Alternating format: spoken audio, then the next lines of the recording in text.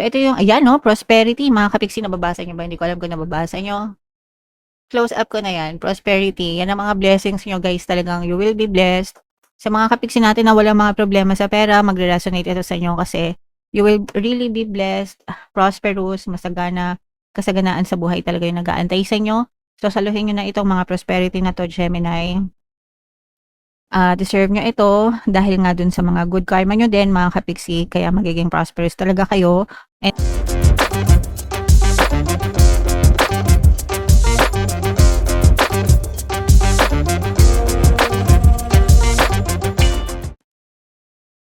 hello guys, hello Gemini, welcome back to Pinoy Pixie Tarot. Ang pamagat na episode natin for tonight is mga blessings para ngayong July para sa Gemini, Sun, Moon, Rising Sign, and Venus. Unahin natin tong deck na to guys. Ito yung mga angel messages para sa inyo. Ito guys, ibig sabihin nito, makakamit nyo rin yung tamang hustisya. Magre-resonate ito doon sa mga kapiksi natin na nabibiktima kayo, no?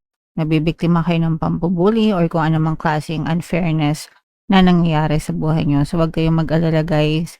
Makakamtan nyo rin yung tamang justice na karapat dapat para sa inyo. Just tell yourself, mga kapiksi, everything is always working out in my favor, no? Magiging okay din ang sitwasyon ko sa buhay. Alright?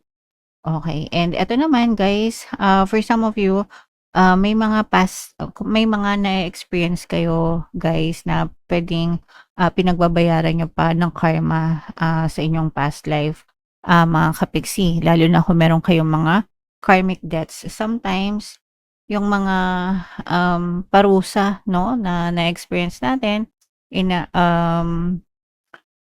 dahil yan sa mga karmic debts natin, especially sa past life natin. So, if feeling nyo, ginagawa nyo naman lahat, nagsisikap kayo, nagdadasal kayo, pero wala pa rin, pwede nyo itong mabayaran guys sa pamamagitan ng kawang gawa. So, charity ang pambayad sa mga utang sa karma guys. Kaya, yeah, kung feeling nyo minamalas kayo ng sobrang-sobra sa buhay nyo, subukan niyo mag-charity mga kapiksi hanggang sa unti-unting gumaan yung inyong pamumuhay guys, okay? And ito naman guys, no, be honest with yourself. Kung ano yung nasa puso mo, sundin mo as long as wala kayong inaapakan na ibang tao at hindi kayo nanlalamang ng kapwa nyo guys, okay? Alright. So, yan yung mga angel messages. Ito naman guys ay mga love advice or love message para sa inyo. So, yung una, mahalin mo muna ang iyong sarili. So, hindi muna, no? It's mahalin mo ang iyong sarili. Dapat ganun. You always need to love yourself. Ikaw yung number one na taong nagmamahal dapat sa sarili nyo, guys. Okay? So, wag mong ipagwawalang bahala yung sarili mo. Okay? Alright. So, kung mahal mo yung ibang tao, you provide for them, especially your family. Minsan kasi ganun tayo, no? May mga pambili tayo, lalo na pag nanay ka na, may pambili ka ng gamit, mga anak mo, asawa mo, pero pambili ng panty mo, wala. Di ba? Comment down below sa mga naka-resonate. So, yeah, just love yourself, guys. And itigil na ang sumbatan, no? Walang idudulot na maganda yan, guys, pagdating sa relationship. Iwasan natin yung mga sumbatan kasi hindi magiging harmonious yung relationship, guys, pag palagi na lang may sumbatan. Okay? And eto naman, guys, idaan sa mahinahon na pag-uusap, no? Huwag palaging galit, mga kapiksi. Kung meron kayong kailangan na ayusin ng person mo, kung mag-uusap kayo, dapat kalmado, dapat mahinahon para magkaintindihan kayo. Kasi kung parehas kayong galit, nag-uusap kayo, pag galit, no, kaaway lang yung mapupuntahan niyan, lalong magkakagulo kayo. So, dapat kalmado kayo pag kailangan yung mag-usap ng person nyo, Gemini. So, yeah. Comment down below if naka-resonate kayo diyan, guys. So, shuffle natin 'to. Hanapin natin yung energy ng Gemini habang sina-shuffle ko 'to, guys. Panoorin niyo muna yung, video natin regarding sa ating paano mag-manifest ng abundance video course. Kapiksi, sawa ka na ba sa mga struggles at hirap sa buhay mo? Masipag ka ba at masikap sa buhay ngunit hindi ka pa rin umaasenso? Ilang beses ka na bang nag-attempt mag-negosyo at mag-invest pero palagi ka pa rin nalulugi? Sa pagkakataon na ito ay maaaring may subconscious beliefs ka na nagiging balakid sa iyong pag-unlad at pagyaman. Introducing, paano mag-manifest ng abundance video course. Dito ay matututunan mong ma-overcome ang mga balakid mo para tuluyan ka ng umunlad, umasenso, sumagana, maging matagumpay, successful at maswerte sa iyong kabuhayan, pera, trabaho, negosyo, salapi at kaperahan ng bonggang-bongga.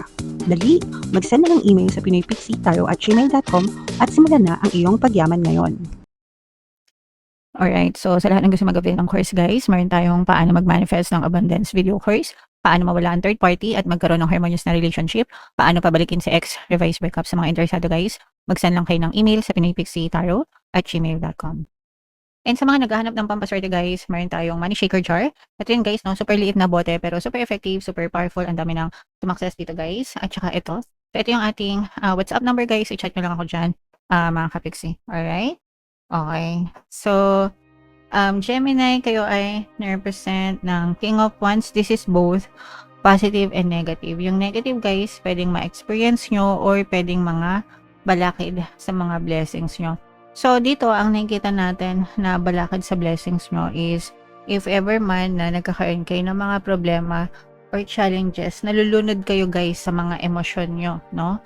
Super stressed yung iba sa inyo, nag-aalala, nalulunod, nagwo-worry. And the more na nagwo-worry kayo, guys, the more na, again, nalulunod kayo sa emosyon, the more na nahihirapan kayong makasurvive for some of you. So, if nakaka-resonate kayo dyan, guys, ito makaka-resonate ito dun sa mga kapiksi natin na may mga current problems. So, naiintindihan ko naman yan, guys. Mahirap talagang hindi mag-isip, mahirap na hindi mag-alala kapag may mga dinadanas na problema, kasi ang tendency talaga natin as a human being is mag-react sa sitwasyon. Pero kailangan nyong kumalma, guys. Kalmahan nyo lang and tell yourself, this too shall pass.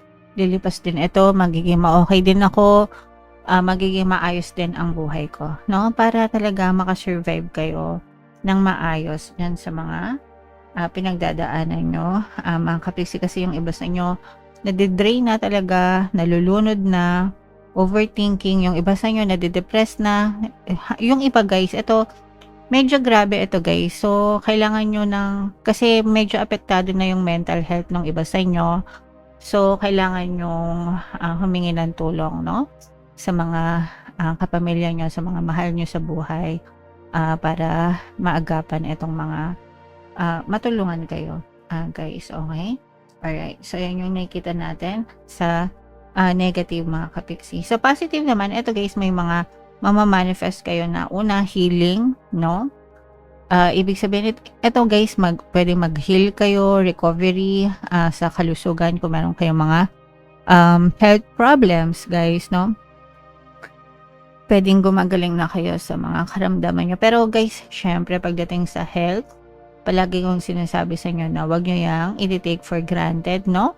Always kayong magpakonsulta kung kinakailangan, guys, para alam nyo talaga kung ano yung nangyayari and mabigyan kayo ng karampatang lunas. Yun ang purpose, kaya may mga doktor tayo, mga kapiksi. Pero magandang pangitain nito na nagiging ma-okay na ang inyong kalagayan sa buhay pagdating sa health. And yung iba sa inyo nagiging namamanifest nyo rin yung maayos na kalagayan or maayos na sitwasyon sa pamumuhay nyo. You are emotionally happy and satisfied. Kung wala kayong mga problema, guys, no? Dito kayo kasi nararamdaman nyo yung happiness, yung satisfaction. May mga good karma din kayo, guys, bilang bahagi ng mga blessings nyo. Yung iba sa nyo, you are being rewarded by the universe. Ibig sabihin, binibigyan kayo ng mga rewards ng universe dahil sa pagkakaroon nyo ng mga mabubuting puso, guys. And may mga mamamanifest. This is all about manifestation, guys, no? Yung energy nyo, Gemini. blessed kayo sa mga manifestation nyo. Ito guys, pwedeng may ma-manifesting kayo na it's either bagong business or bagong investment, mga kapiksi. So, syempre, pagdating sa business, sa investment, make sure na pag-aralang mabuti, guys. Okay? Alright. So, eto guys, yung nakikita natin, for some of you, pwedeng ito rin yung mga problema na pinagdadaanan ng iba sa inyo kasi baka may mga money problems kayo guys, tapos nabubuli kayo, no? Or pwedeng nabubuli kayo pwedeng nabubuli kayo sa workplace nyo, sa trabaho nyo, kung stricto yung boss nyo, yung mga amo nyo, or toxic yung work environment nyo. Kung kayo naman ay may mga utang, mga kapiksi, parang yung nautangan mo medyo matapang siguro, pinapahiya ka, kumbaga ginigipit ka sa paniningil, yung mga ganon. So, syempre guys, pag nangutang, it's your responsibility to pay your obligations. Kung wala kayong pambayad, pakiusapan nyo ng maayos at huwag nyong takbuhan. Natural lang na magwala yan kapag hindi kayo makabayad, mga kapiksi. Imagine nyo na pinahiram nila kayo, nagtiwala sila sa inyo, di ba? So, it makes sense na kailangan humarap kayo sa kanila ng maayos, guys. Okay? Alright. And ito, guys, blessed kayo sa relationship. Sa mga may karelasyon, maaaring may mga kasalan na maganap, nagle-level up yung relationship nyo, mga kapiksi.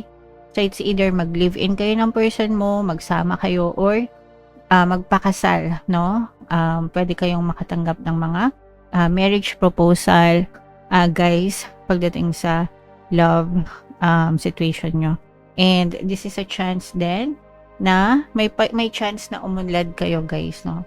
Yung pag-unlad nyo, dahil yan sa good karma nyo, mga kapiksi. So, ito rin yung daan or paraan para makaangat kayo sa buhay, no? So, make sure, syempre, ito guys, na dahil yan sa pagsisikap. Guys, hindi kayo uunlad kung hindi kayo nagsisikap, no? That's a no-brainer, mga kapiksi. Kung gusto nyong umunlad, umasenso, kailangan nyo magsikap sa pagdadasal, sa pag-e-effort, and sa pagpupositibong mental diet, no? Dapat lahat yan ginagawa nyo. Kapag lahat yan ginagawa nyo, talagang aasenso kayo, mga kapiksi. Okay? Alright, so i-mind nyo na yan guys, yung mga pag-asenso na yan, yung mga good karma, itong mga kasalan na to, yan, no? Mga manifestation nyo, no? I-mind nyo na yan guys, sa comment section. So ito yung, ayan, no? Prosperity, mga kapiksi, nababasa nyo ba? Hindi ko alam kung nababasa nyo.